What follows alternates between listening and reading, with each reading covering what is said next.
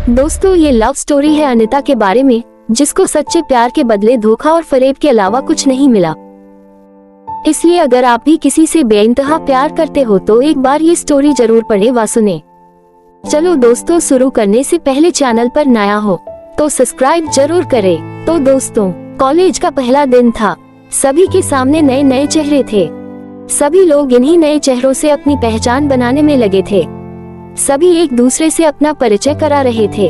तभी कॉलेज के पहले दिन का हमारा पहला क्लास शुरू हुआ। क्लास से पहले चल रहे इंट्रोडक्शन के इस सिलसिले को मैम ने और आसान बना दिया। उन्होंने आते ही सबसे पहले सभी को अपना इंट्रोडक्शन सबके सामने देने को कहा। सभी स्टूडेंट एक एक कर अपने बारे में बता ही रहे थे। तभी जैसे ही अनिता ने अपने बारे में कहना शुरू किया, मानो उसी क्लास में बैठे दीपक की आंखें बस उस पर ही टिक गई। दीपक बड़े ही गौर से ऋचा का इंट्रोडक्शन सुनने लगा और उसे एकटक देखने भी। अनिता के बैठ जाने के बाद भी अब दीपक की नजरें तो बस अनिता पर ही टिकी रह गई। कॉलेज के दूसरे दिन भी जैसे ही दीपक कॉलेज आया, उसकी निगाहें तो मानो बस अनिता को ही ढूंढ रही हो।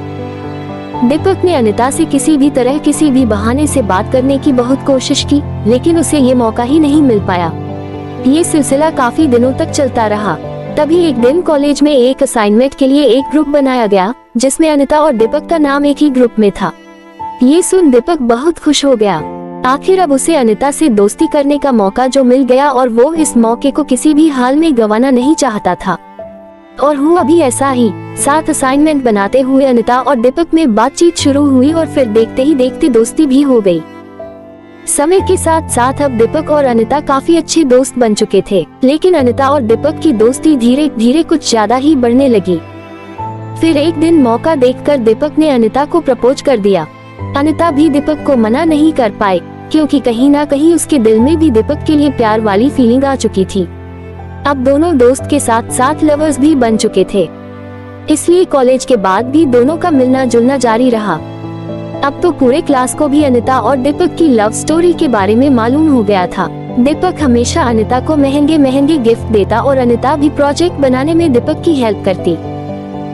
सभी कहते कि अनिता और दीपक एक दूसरे के लिए ही बने हैं, यानी कि परफेक्ट कपल हैं। अनिता भी हमेशा दीपक से शादी के लिए पूछती थी, तो दीपक हमेशा अनिता को भरोसा दिलाता कि अब वो उसके बिना नहीं जी सकता।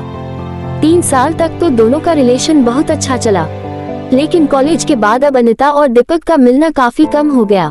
अनिता के फोन करने पर भी दीपक ठीक से उससे बात नहीं करता। वो कहता कि वो अपने पापा के बिजनेस में ध्यान दे रहा है। हालांकि अनिता ने अपने घर में भी दीपक के बारे में सब कुछ बताया था, इसलिए उसके घर वाले भी अब उस पर दीपक से शादी का दबाव बनाने लगा। लेकिन अब अनिता अपने घर वालों को भी कोई जवाब नहीं दे पा रही थी। फिर एक दिन अनिता दीपक के पापा के रेस्टोरेंट पर पहुंच गई। वहां उस वक्त दीपक नहीं था, तो अनिता ने दीपक के पापा को कहा कि वो दीपक की फ्रेंड है और यहाँ से गुजर रही थी तो यहाँ आ गई। फिर मैंने किसी तरह से उसका नाम जाना और जल्दी दीपक के पापा ने अनिता को बैठाया और वेटर से कुछ खाने पीने की चीजें लाने को कहा। दोनों बैठकर बातें करने लगे कि तभी दीपक के पापा ने कहा कि बेटा, तुम आ रही हो ना दीपक की शादी में। ये सुन तो मानो अनिता को अपने कानों पर विश्वास ही नहीं हुआ। उसने फिर से पूछा तो उन्होंने कहा कि हाँ, दीपक का शादी है अगले महीने और उसी की को तैयारी में लगा है।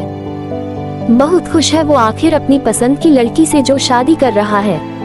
दोनों स्कूल टाइम से ही एक दूसरे को जानते हैं। सुनकर अब अनिता बिल्कुल निशब्द हो गई और वहाँ से निकल पड़ी। घर आकर अनिता सीधे अपने कमरे में गई और खुद को कमरे में बंद कर घंटों रोई। अनिता ने अपने माँ और पापा को इस विषय में बताया तो उन्होंने अनिता को किसी तरह समझाया कि जिंदगी में अब तुम्हें आगे बढ़ना चाहिए और भविष्य के बारे में सोचना चाहिए। जो गुजर गया वो गुजर गया, अब उसके बारे में सोचकर अपनी आगे की जिंदगी खराब मत करो। लेकिन अनिता अभी भी दीपक को भुला नहीं पाए और रोज रात को रोते हुए अपने दिल को दिलासा देते हुए कहती है, तो क्या हुआ जो एक दिल टूट गया। मैंने सच्चे प्यार करने वालों के लिए कुछ पंक्तियाँ लिखी, आशा करता हूँ कि आपको बेहद पसंद आएगी।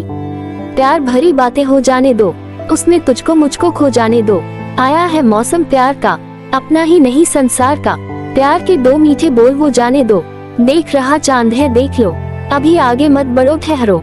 चांद को भी नींदों में सो जाने दो। देखो हमें मिलाने बादल आया, मेरे मन में अभी भी डर है छाया। बस थोड़ा रुको डर मिट जाने दो। प्यार की जो घड़ी है मत निकालो, अगर ऐसी बात है बाहों में छुपा लो। देखा जाएगा, जो होगा हो जाने दो। दोस्तों, आपका प्यार हमेशा सफल और सच्चा हो ये जरूरी नहीं होता। कई बार लोगों को प्यार में धोखा भी होता है, लेकिन इसमें कहीं ना कहीं कमी आप में भी रही होगी। जो आपने ऐसे इंसान से प्यार किया जो आपके लिए था ही नहीं। कहीं ना कहीं इंसान को परखने में गलती आपसे भी हुई होगी। आशा करता हूँ कि मेरी यह स्टोरी अच्छी लगी होगी आप लोग को। इस उदास लव स्टोरी को पढ़ने सुनने के लिए धन्यवाद। यदि आप लोगों के पास कोई सुझाव है तो कृपया साझा करें और किसी भी प्रश्न को पूछने के लिए स्वतंत्र महसूस करें। फिर से एक बार धन्यवाद।